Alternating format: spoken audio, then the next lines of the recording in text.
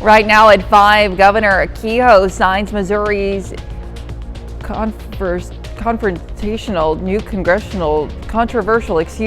congressional map into law. Oh my gosh, I need coffee. Let's go to Chris. I can't do this. Oh no. Oh man, I've been there too, all right? Sometimes reading this early is too much. Well, we do have a warm and really a mostly cloudy day, maybe a sprinkle or two. We'll get to that forecast coming up. Plus, Girard residents get free help understanding Medicare's changes. Open enrollment begins October 15th with new rules taking effect into 2026. The 4 states' most watched news starts now. Sure, why not? Hi, how are you? Welcome to the KOM Morning News. Is it Monday? Is it Groundhog Day? Oh my goodness. I'm not even going to say anything. I'm going to drink the I was like, I have no idea. Sometimes you wear contacts. Well, I wear contacts every day. Sometimes you get some hair or a speck of dust, and you're like more concerned with that than what the words on the screen. So while I drink this, you go do that. Oh, well, good morning. Happy Tuesday, everybody. It's the last day of September. Can you tell? Oh, man. Oh, well, all right. Apparently that was all I had left in my tank for September.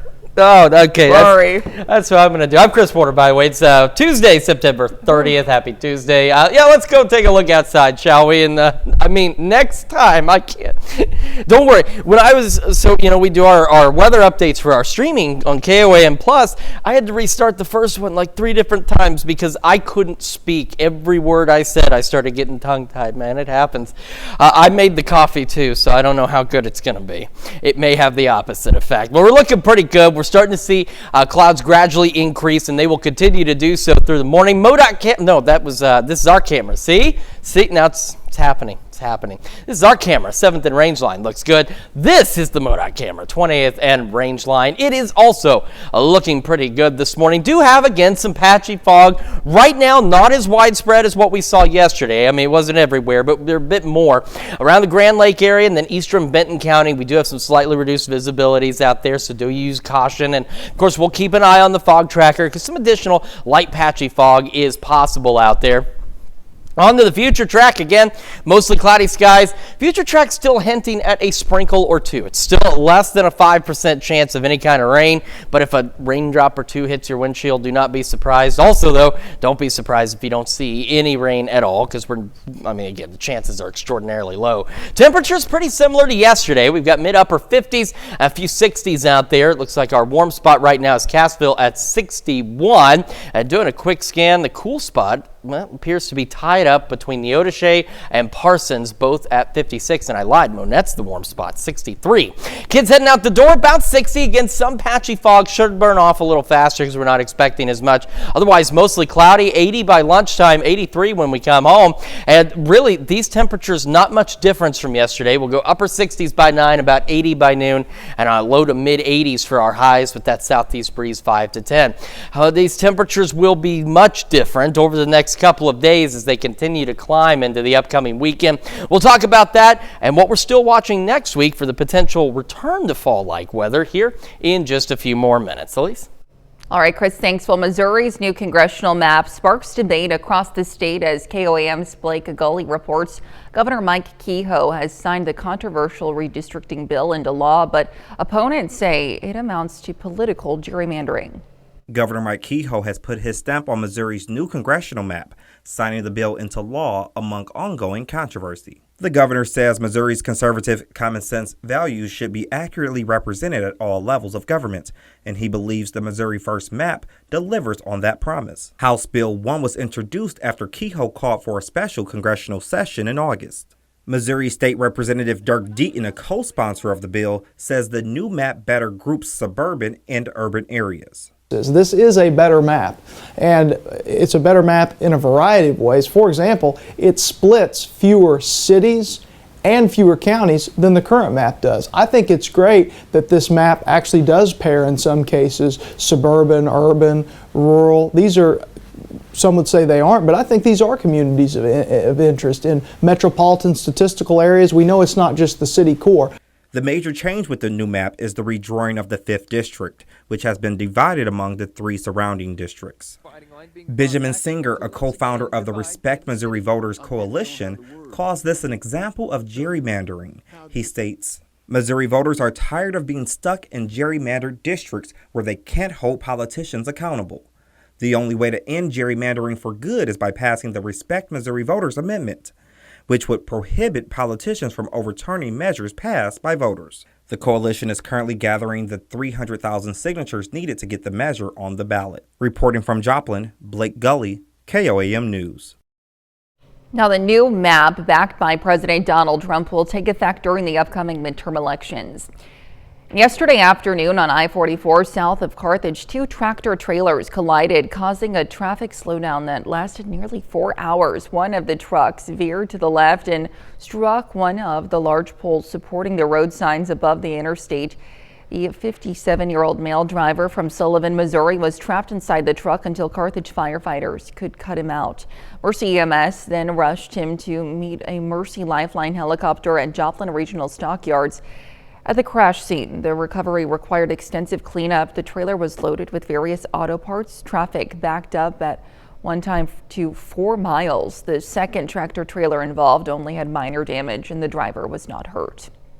Kansas authorities identified the officer killed in the line of duty over the weekend. It happened just before midnight Saturday night in Hays, Kansas. Authorities responded to a 911 call from a woman who had escaped to a neighbor's house following a domestic situation. Officers began to set up a perimeter close to the suspect's home. While taking positions in the stockyard, a gunshot was fired from inside the house, striking one of the officers, Sergeant Scott Hyman. Sergeant Hyman was airlifted to a nearby hospital but later died from his injuries. Officers tried to negotiate with the suspect, Zane Wickman. They managed to enter the home around 6 in the morning to find Wickham dead from an apparent self-inflicted gunshot wound. Sergeant Hyman had served the community of Hays since 2016. He leaves a wife and 2 children. The community turned Sergeant Hyman's patrol car into a makeshift memorial. Sergeant Hyman was 32 years old. Well, major changes are coming to Medicare in 2026, and local seniors need to know what's ahead. K-State Extension agents are hosting information sessions to help residents navigate upcoming premium and plan changes. With open enrollment starting October 15th, experts warn many could be overpaying. And KOAM's Kenny Foreman shows us how Girard residents are preparing. With changes set to impact Medicare in 2026, the Kansas State University Extension Program's Wildcat District wants to make sure Girard residents are up to date. Family Resource Management and Entrepreneurship agent Julie Beeman gave a presentation on the current state of Medicare at the Girard Public Library. We just want to make sure that beneficiaries know what the changes are going to be for 2026. That includes plan changes as well as premium changes, deductible changes, and just make them as well versed in what's coming. A main point of emphasis is Medicare's open enrollment period, which lasts from October 15th through December 7th. Beeman encourages attendees to take what they learned today and decide the best course of action with help of a professional. We just try to give a brief overview of the different parts and then stress the importance of meeting with someone one-on-one, whether it be us during open enrollment or their local insurance agent or somebody that can help them walk through the process. Although Beeman admits that Medicare is not one size fits all, she does hope she can help people avoid paying more than what they need to. We have found folks that sign up for Medicare at age 65 and never look at their plan again, and then when they get to us, we find that maybe they were overpaying by a lot of money just because their plans change, their need changes throughout the years. For her, it's a rewarding feeling to be able to give back to those who may otherwise be unsure. There are some folks that really, they don't have anywhere else to turn and they don't understand, and we're able to not just save them money, but help them understand their insurance and walk them through some of difficult choices when it comes to their health insurance, especially as they're in their older years. In Girard, Kenny Foreman, KOAM News. Now, the Wildcat District is open year-round to answer any further questions. And that's a look at this morning's top stories and weather coming up on the KOAM Morning News. Federal workers brace for layoffs as Washington heads towards a government shutdown. The White House meeting ends with no deal. Plus, everything you need to know going on in pop culture this morning. We've got your Eye on Entertainment coming up. And Chris returns with another look at your Tuesday forecast. You're watching the KOAO Morning News. Time now, 5:10. We'll be right back. Well, topping Nation Watch, the Senate is set to vote again today on a House government funding bill in a last-ditch effort to avoid a government shutdown at midnight. Talks have stalled despite President Trump and top White House officials meeting with congressional leaders yesterday at the White House. Democrats are demanding health care protections are included in the deal, but Republicans say time's up. CBS News' Tina Kraus has more from New York.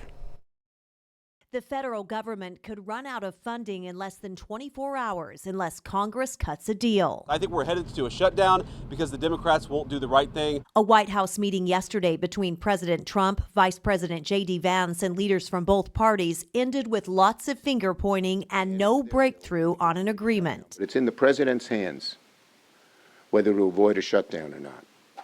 He has to convince the Republican leaders. The Republican-led House passed a short-term bill to keep the government funded at current levels through November. But congressional Democrats have put up a counteroffer to keep things running through the end of October. They also want to permanently extend Affordable Care Act subsidies, set to expire at the end of the year, and reverse funding cuts to Medicaid. House Minority Leader Hakeem Jeffries on CNN last night. This is not simply a negotiating tactic. This relates to the well-being and the health of the American people. President Trump and Republicans say the Democrats' demands are unreasonable. They're going to have to do some things because their ideas are not very good ones. They're very bad for our country. If there is a shutdown, Social Security, Medicare, and Medicaid payments will continue, though national parks and museums will close. Tina Kraus, CBS News, New York. Now, the TSA warns Americans could expect long lines at airports if the government does shut down. The U.S. Travel Association says the industry could also lose $1 billion a week due to possible disruptions at airports and railways. Well, still to come, your daily dose of pop culture coming up next. Plus, Chris has another look at today's forecast. We'll be right back.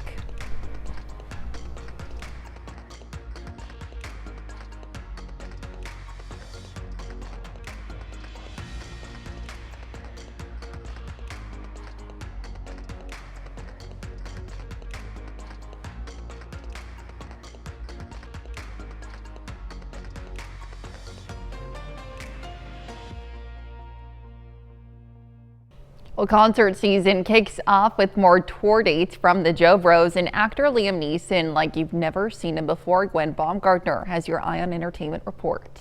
Actor Liam Neeson is taking his action-packed skills from the big screen to Paramount Plus with new movie The Naked Gun. True to his MO of taking down bad guys with some heists and humor tied in. Says you served 20 years for man's laughter. You mean manslaughter? Must have been quite the joke. Neeson plays Police Lieutenant Frank Drebin Jr., fighting crime, finding love with some unconventional fits. Nobody messes with Police Squad. The comedy is available beginning today on Paramount Plus. Just days after releasing her 5th studio album, Grammy Award winner Doja Cat gave fans another reason to paint the town red. I don't care, I paint the town red. The singer-rapper announcing her world tour that spans from Dublin to Madison Square Garden. North American tickets go on sale this week for her Tour Ma Vie World Tour. Meanwhile, the Jonas Brothers announced plans to extend their tour after months of packed shows. This week, adding 19 new dates across the U.S. and Canada. Family comes first for Daniel Day-Lewis. The 68-year-old actor is stepping out of retirement to star in his son Ronan's new film. I knew that Ronan was going to be making films at some point, and I longed for the chance to try to do something together. The father-son duo co-wrote the film Anemone together, walking the red carpet over the weekend for its world premiere. This is it. This is my life. The movie follows a soldier who reunites with his brother after 20 years. Anemone will be released in limited theaters this Friday. That's your Eye on Entertainment. Gwen Baumgartner, CBS News, Los Angeles. All right, pretty exciting to see him back on the screen. Let's take it over now to Chris for a quick look at your forecast. Absolutely. Daniel Day-Lewis, a heck of an actor there. And we've got a heck of a warm-up on the way. Our temperatures today pretty similar to yesterday, but they will start to climb. We'll go over the details with you in the full forecast when the KOAM Morning News returns. Time now is 5:20.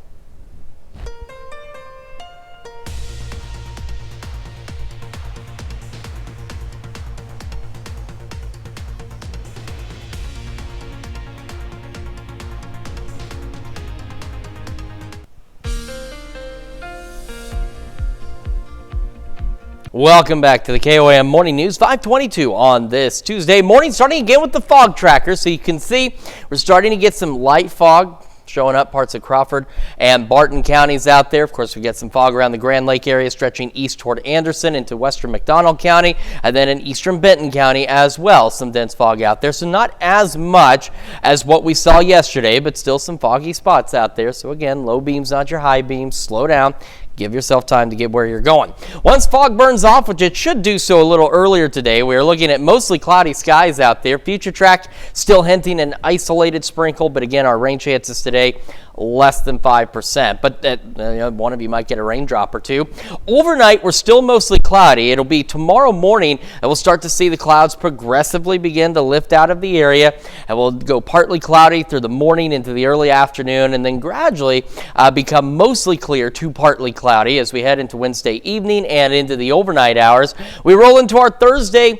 We're looking at this point, abundant sunshine, and that is going to help in terms of raising our temperatures as we head through Thursday afternoon and evening out there. So that means well above average. Bear in mind, average lows about the mid-50s, average highs the upper 70s.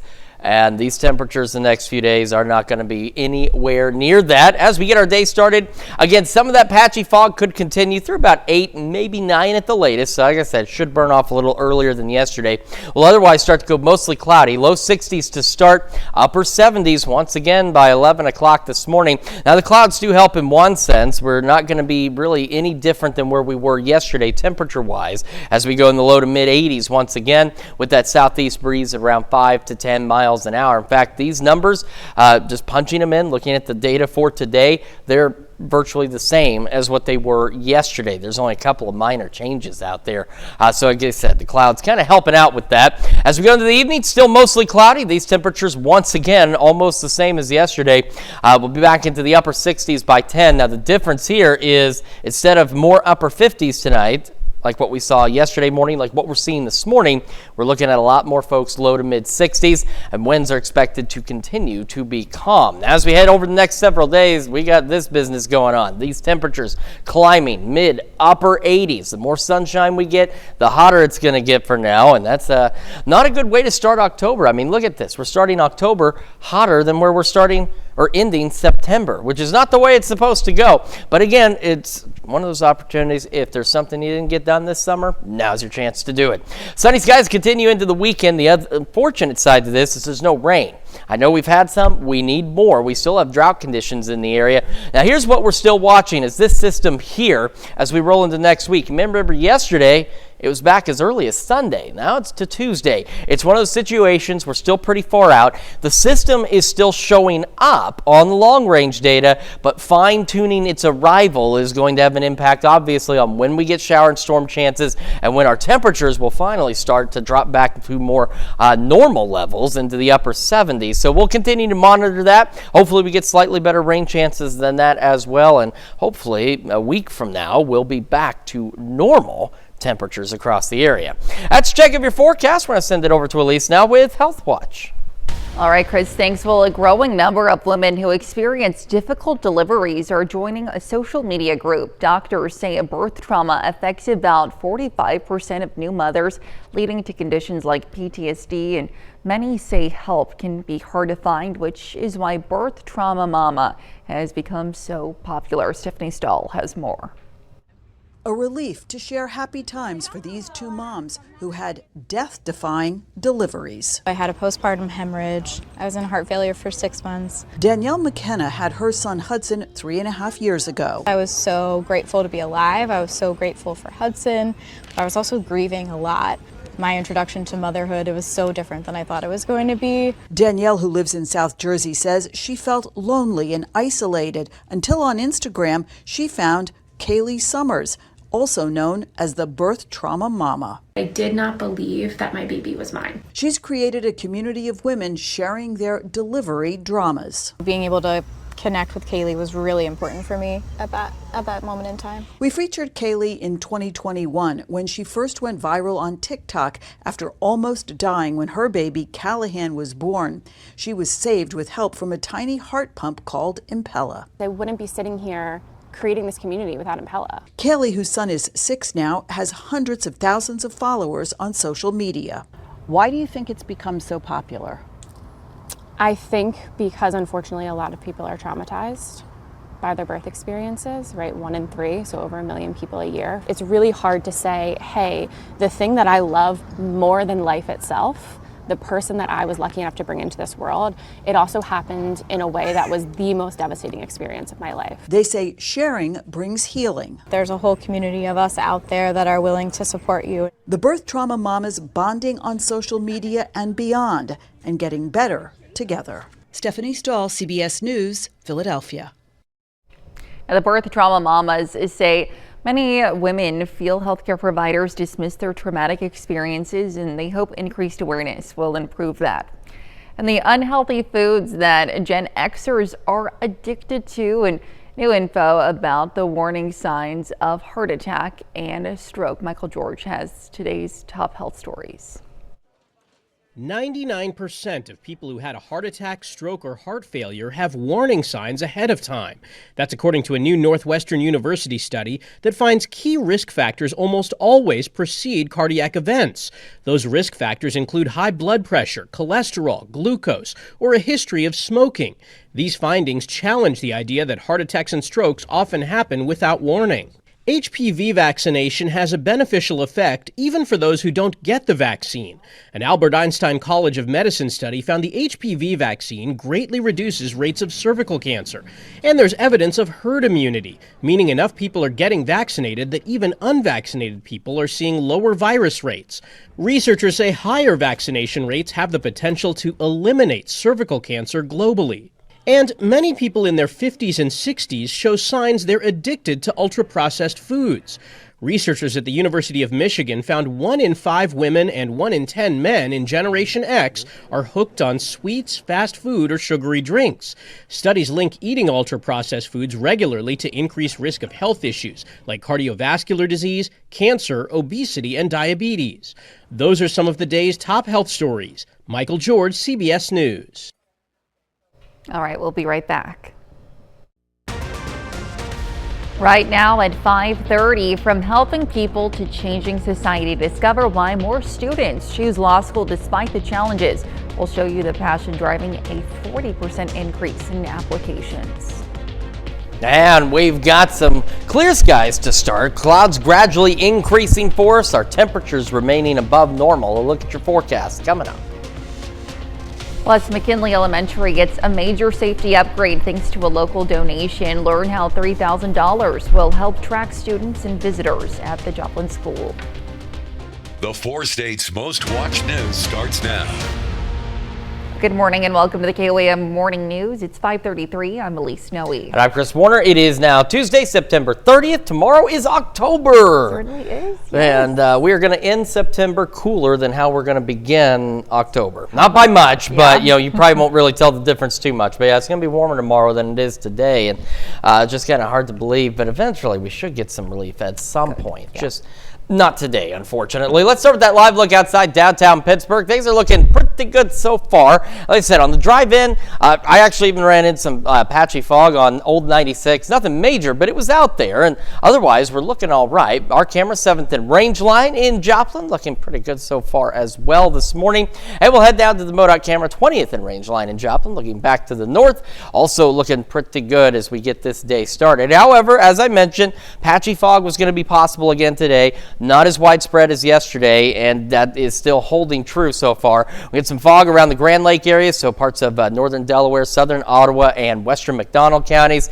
Eastern Benton County, now it's just kind of barely getting into southern Barry and McDonald counties out there. And we also have Pittsburgh reporting very slightly reduced visibility. If you look close enough, you can see that light haze western Barton County and most of Crawford County out there. So just watch out for the potential also for rapidly changing visibilities in areas where we get dips and valleys, things like that, where that fog could suddenly thicken up on you. Once that burns off, we are looking at mostly cloudy skies today. Future Track still thinks maybe a sprinkle or two possible, but again, our rain chances today less than 5%. Temperatures this morning pretty close to yesterday. In fact, today is almost a carbon copy of yesterday with temperatures as well. We're into the upper 50s, got some low 60s out there as well, with Carthage and Monette both tied up as the warm spots at 62. Kids out the door about 60 again, maybe some patchy fog out there, mostly cloudy, around 80 for lunch and recess, 83 as they head home. We'll go upper 60s by 9, again about 80 by noon, and our highs today once again in the low to mid 80s out there with that southeast breeze 5 to 10. Temperatures will actually begin to climb as clouds begin to clear out tomorrow into Thursday. We'll go over how warm it's going to get and when we might get some relief from the heat here in just a few more minutes. Elise? All right, Chris, thanks. Well, law school admission requirements can be challenging for students, but KOAM's Ty Parks met some folks on the campus of Missouri Southern who delivered a law school crash course without the challenges. University of Missouri Dean of Law School Admissions is on the campus of Missouri Southern State University to talk about law school requirements. Students can talk to me directly throughout the year for help on preparing for law school, but sometimes they have very specific questions, and the best opportunity for them to get to specific questions is to talk to someone who actually goes through and admits students to law school. University of Missouri comes to MSU once a year, but this time it is different because there has been an increase in law school admissions. We saw about a 20% increase in the number of students that applied to law school, and at the University of Missouri we saw a 40% increase. There seems to be a continued interest in law school admission. Various reasons for people to get into law school. Some of it is politics, some of it is the economy, and then some of it is just an increased interest in the law. But I don't think that you can point to one thing specifically, but I think it's the combination of those things that have come together to create like a perfect mix. There's a perfect mix of reasons for the students, and the reason could be simply because some students have seen how the law affects people. Yeah, so I've seen both sides of the spectrum. I've seen lawyers that have done it for the money, and I've seen lawyers that help people. And every time I've met those lawyers that help people, I think they're helping society, and that's something I want to do. And so I have a passion for law, I have a passion for helping people. Why not do both? In Joplin, Ty Parks, KOAM News. Law school is, of course, a professional degree, which means an undergraduate degree is required for admission. Any undergraduate degree will work for admission. This means the focus on is the grades someone earned in their undergraduate. A Joplin Elementary School receives a grant to help improve safety. Yesterday, Frank Fletcher Subaru presented McKinley Elementary with a donation of $3,000. The funds will go towards the school's Kids Account Visitor Management System, which helps keep track of students' locations and building visitors. Frank Fletcher Subaru partnered with McKinley in the past to support classrooms, and school staff say yesterday's donation will go a long way in supporting safety. Without hesitation, they're like, we want to be on board. Safety and security is our background, and that's what we want to be part of, as well as cars, as well as in schools. So perfect partnership for the both of us. The amount of students we've helped thus far is incredible. It's over almost 700 students, I would say, that as of this year, we've been able to help.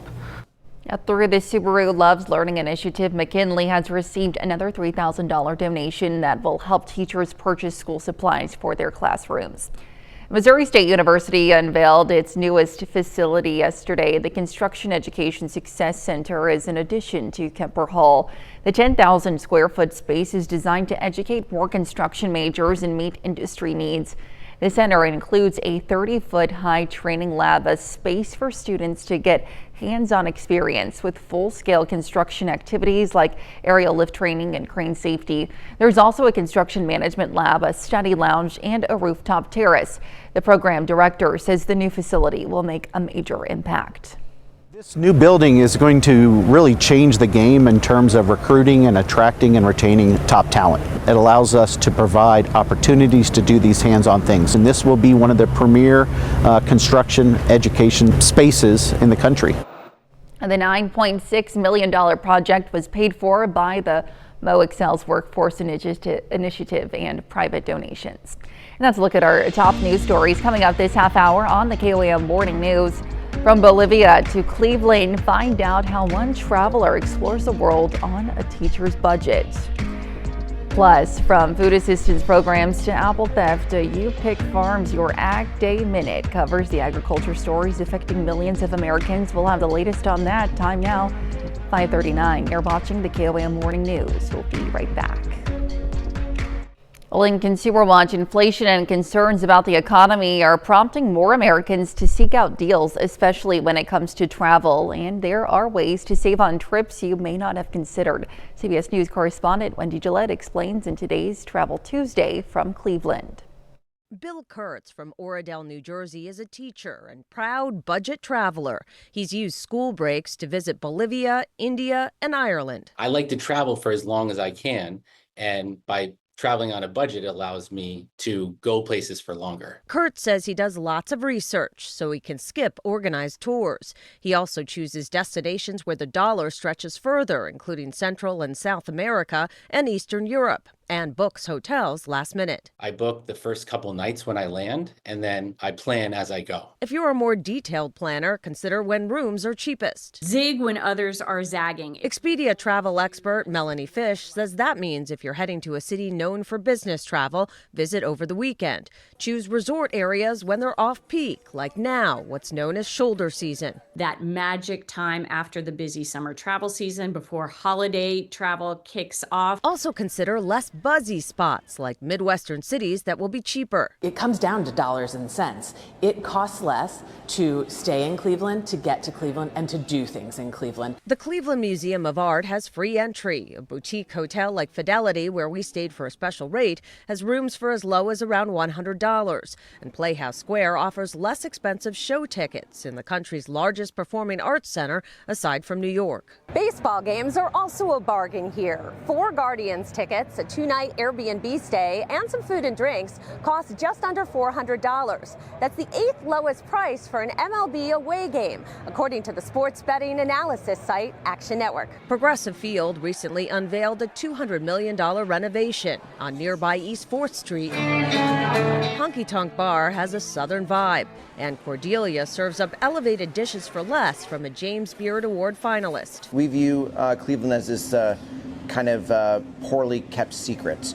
You know, we say full city, half price kind of thing. Head to Great Lakes Brewing for craft beers, Alley Cat for oysters, and Larder's Deli for sandwiches in the city no longer known as the Mistake on the Lake. Wendy Gillette, CBS News, Cleveland.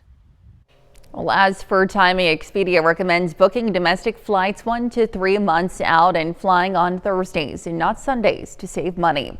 That's it for Consumer Watch this morning. Here's Chris with a quick look at your forecast. Yeah, we've got a pretty decent start to the day. Temperatures pretty similar to what we saw yesterday, but warmer weather on the horizon. We'll break down the details in the full forecast when we come back. Time now is 5:45. Well, an Ohio apple farm is having to crack down after it says it's found people stealing apples. Details in today's Ag Day Minute. I'm Clinton Griffiths with today's Ag Day Minute. USDA has just released new information about how many people are helped by the Supplemental Nutrition Assistance Program, or SNAP. The agency releasing this map where the greatest concentration of program users live. Now that includes states such as New Mexico, Oklahoma, and Louisiana. It says the program serves an average of 41.7 million people each month. That equals more than 12% of the U.S. resident population. U-Pick season is underway at several fruit farms, and one farm in Ohio says people have tried to steal hundreds of dollars worth of apples over the past month.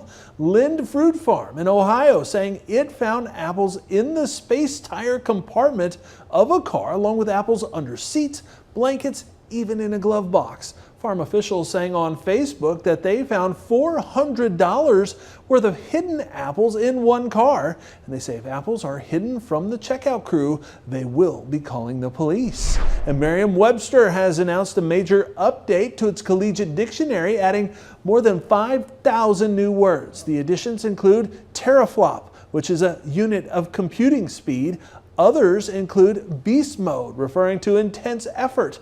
Dumb phone is a basic mobile phone. There's also Riz, a slang for charisma, and farm to table, which relates to locally sourced food. For more Ag News, watch Ag Day weekdays on the station or get updates over to agweb.com. Now let's take it over to Chris for a full look at today's forecast. And today's forecast does not have the Riz, as the kids say these days. I'm glad that those words have been added to the dictionary. Now I've got a better place to look up whatever my kids say. They come home, and I'm sure it's like when I was younger and all the 90s slang we learned in school. You know, we'd come home and say it, and our parents are probably like, what in the world are they even talking about? But it's all right. Now it's in the dictionary. Very helpful. What's not in the dictionary is this map, because that's exclusive to us, and it is showing us some fog. We have some patchy fog around the Grand Lake area. Visibilities in Grove have dropped a bit, down to 4 miles. This is northern Delaware, southern Ottawa, western McDonald County, eastern Benton County, and then getting into the far southern fringes of McDonald and Barry counties as well. Some patchy fog out there. So we said it would be possible today. There it is. Not as much fog across the broader areas we saw yesterday, but still some patchy fog out there. So slow down, give yourself time to get where you're going, and of course low beams, not your high beams. And the other thing too, watch out for the rapidly changing visibilities, because just very quickly, fog tracker, you don't see anything here, but this morning on my drive in, I know it's been a couple hours ago or 3 hours ago, whatever it was, but there was still some patchy fog. So you've got to take this with a grain of salt. It's picking up from the reporting stations, but there can be those little zones where it's not going to necessarily pick up on. That's why you still want to be careful. On to the future track. See those little green splotches? It's not a guarantee it's going to be right there, but there's still a less than 5% chance of a couple of raindrops somewhere today. Otherwise, we are mostly cloudy. The clouds, though, do one thing for us. They keep our temperatures today virtually identical to where they were yesterday. Because when I was looking at the new data this morning, punching in the numbers, I really didn't have to change many of them. They're almost identical hour by hour today as to what we expected yesterday, what we saw yesterday, which is just, that doesn't really happen all that often. Now, as we go overnight, clouds still mostly cloudy, and then toward tomorrow morning, they begin to work their way out, and we'll start to go a mix of mostly clear to partly cloudy skies as we head through our Wednesday. And we dive into Thursday. We're going to go mostly clear, if not clear, from Wednesday night into Thursday. And then Thursday is just abundant sunshine out there. So that's going to allow us tomorrow and Thursday to start warming up. So that's what I was saying earlier this morning. Today, last day of September, will actually be a few degrees cooler than the first day of October, which is kind of backwards, but I don't control the weather. You folks know that. I simply tell you how it's going to be. If I controlled it, it'd be like San Diego, where it's like 70s year-round and 40s and 50s overnight with just enough rain to take care of what we need to take care of. I don't control it, though. All right, fog continues possibly through about 8, maybe 9 at the latest. Should burn off earlier than where it did yesterday. Starting in the low 60s, back to the upper 70s by 11 o'clock this morning. Our highs today, again, keep in mind some averages. Average high supposed to be in the upper 70s, average lows about the mid 50s. We're going to go low to mid 80s once again today with that southeast breeze at 5 to 10 miles an hour. And as we head into the evening, mostly cloudy skies continue, but tonight, a little milder. Instead of some more upper 50s like we're seeing this morning, we saw yesterday morning, we're looking more at low 60s, low to mid 60s. Calm winds out there, and temperatures, as I mentioned, continue to climb. Upper 80s tomorrow into the weekend. Sunny skies, and we're still watching that system next week. Now, yesterday it was showing up as early as Sunday. Now you can see it's moved back a few days. We're still several days out. The system itself still showing up on the long-range data, but the timing hasn't been hammered down yet. So we are still expecting some isolated storm chances and hopefully a return to seasonable temperatures in the 70s. That's a check of your forecast. We're back with more right after this. Well, researchers in Texas say they've identified the first known wild hybrid between a blue jay and a green jay. They say it carries traits of both species, blue feathers and white spots on its wings like a blue jay, but markings and vocalizations of a green jay. Now, genetic testing confirmed the offspring came from a male blue jay and female green jay.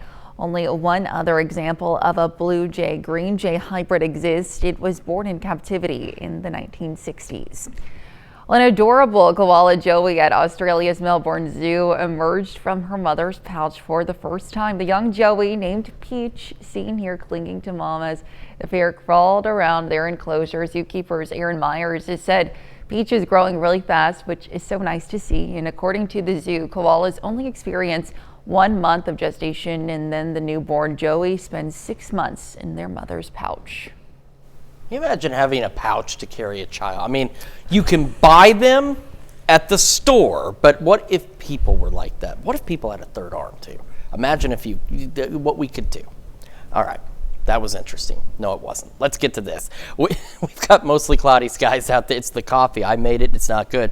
Expected for us today, we got patchy fog. Could continue through 8, 9 at the absolute latest. We'll start in the low 60s, make the upper 70s by 11 o'clock this morning as we head for another very warm day.